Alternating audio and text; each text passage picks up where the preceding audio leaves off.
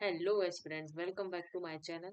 तो आज से हम स्टार्ट कर रहे हैं अपने कॉन्सेप्ट सीरीज, जिसमें एग्रीकल्चर के किसी भी इम्पोर्टेंट टॉपिक पर हम चर्चा करेंगे और फिर उसके बाद उसके एमसीक्यू भी करेंगे, जो कि आपके कॉम्पिटिटिव एग्जाम्स और जितने भी स्टेट एग्जाम है सब में यहाँ पर इम्पोर्टेंट रहेंगे। तो स्टार्ट करते हैं हम आज का वीडियो। एक आज हम बहुत ही इम्पोर्टेंट टॉपिक को लेकर यहाँ पर आए हैं। इसका नाम है काला नमक राइस। तो आज हम इसकी बात करेंगे। सबसे पहले बात करें तो काला नमक राइस होता क्या है। तो काला नमक राइस जो है वो एक प्राचीन और बहुत एरोमेटिक और बहुत ही न्यूट्रिशन से भरा हुआ चावल होता है, जिसमें जिंक और आयरन बहुत अच्छी मात्रा में पाए जाते हैं, जो कि ईस्टर्न जो यूपी है, उत्तर प्रदेश, वहां पर उगाया जाता है। मेनली इसका जो ओरिजिन माना जाता है वो सिद्धार्थ नगर से माना जाता है। और बस्ती उसके आसपास के, मतलब सिद्धार्थ नगर के आसपास जितने भी जिले हैं, बस्ती हुआ, गोरखपुर हुआ, महाराजगंज हुआ, संत कबीरदास नगर, कुशीनगर, देवरिया, इन जिलों में उगाया जाता है। तो जो काला नमक राइस है वो अपने टेस्ट के लिए, अपनी जो एरोमा है, सुगंध है, उसके लिए और मेनली अपने काले छिलके के लिए प्रसिद्ध है।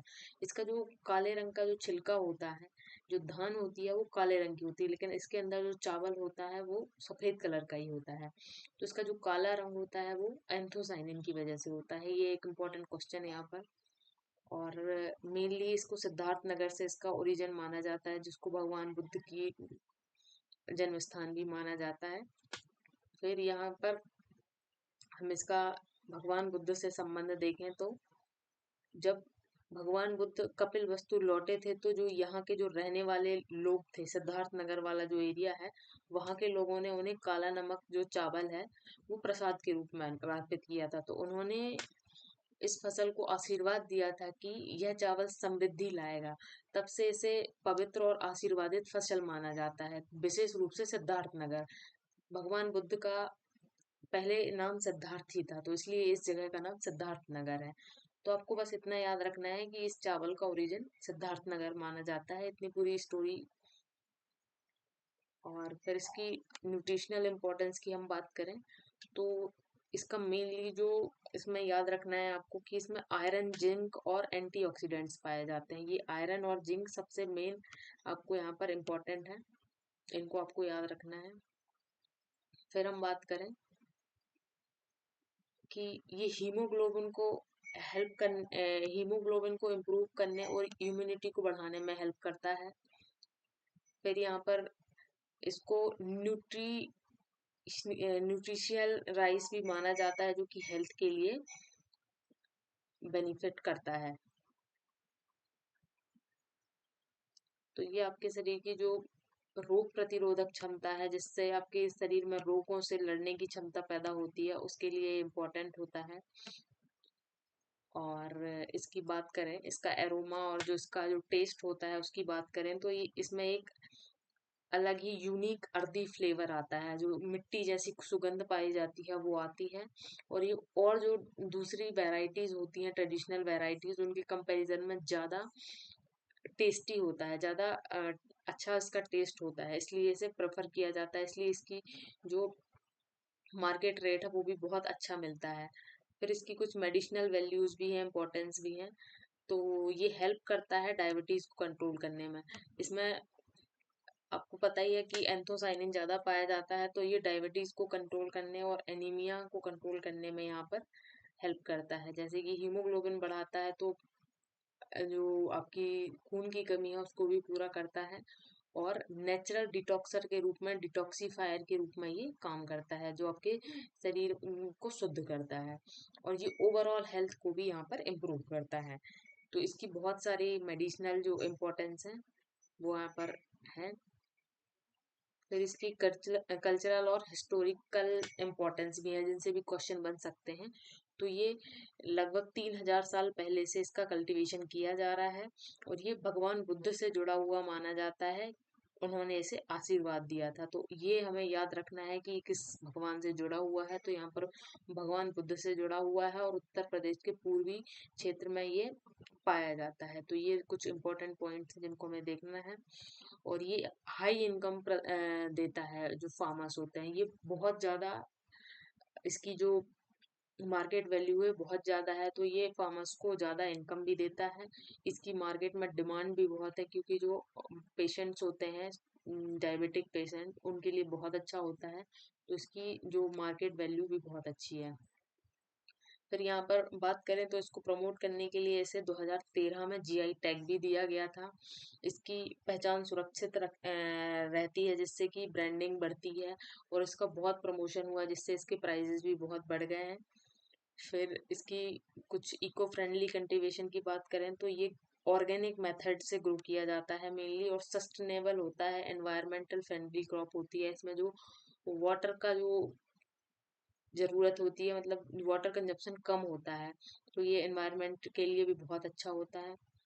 फिर यहाँ पर हम देखें तो ये जो फर्स्ट वाली फोटो है, ये यहाँ पर पैडी की फोटो है, जो काला नमक पैडी है उसकी, और यहाँ पर इसकी जब ऊपर से छिलका उतार दिया जाता है, जो नॉर्मल चावल की तरह ही होता है, सफेद कलर का। इसका नाम काला नमक राइस है। फिर यहाँ पर हम कुछ एमसीक्यूज की बात करें, यहाँ के कुछ मल्टीपल चॉइस क्वेश्चन जो कि आपके एग्जाम पॉइंट ऑफ व्यू से बहुत इंपॉर्टेंट है, तो उनकी बात करें हम,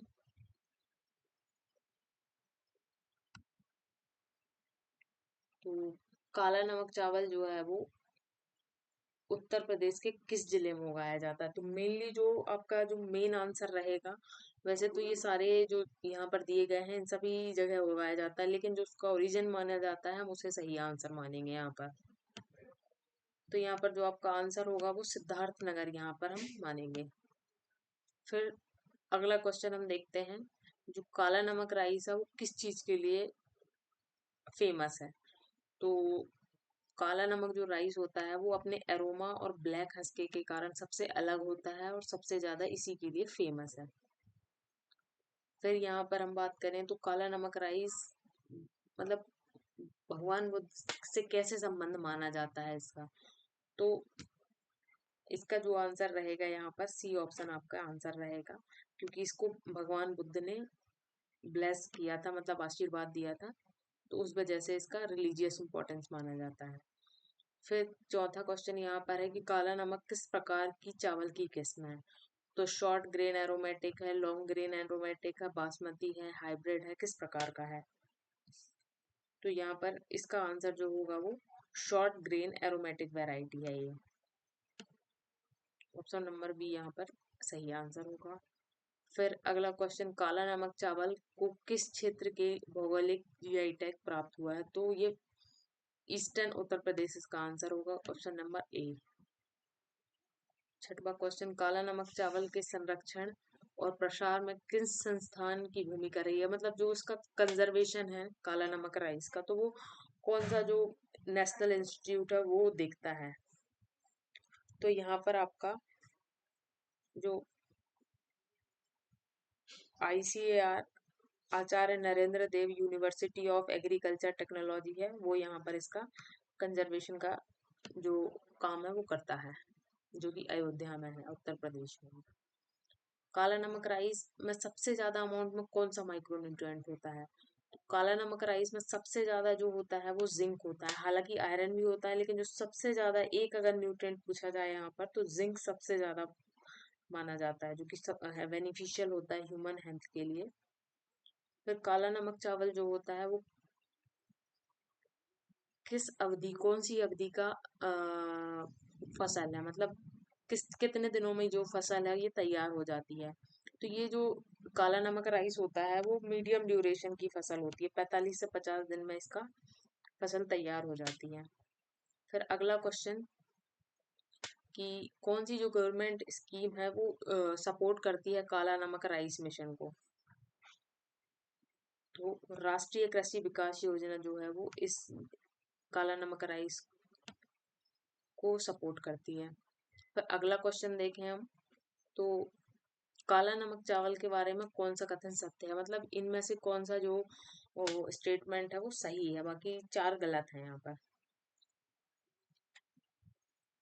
तो यहाँ पर जो बी ऑप्शन है वो सही है, ये ट्रेडिशनल वैरायटी है, और इसका एक्सपोर्ट पोटेंशियल है, क्योंकि ये इसके जो न्यूट्रिएंट वैल्यू है वो बहुत ज़्यादा होती है, और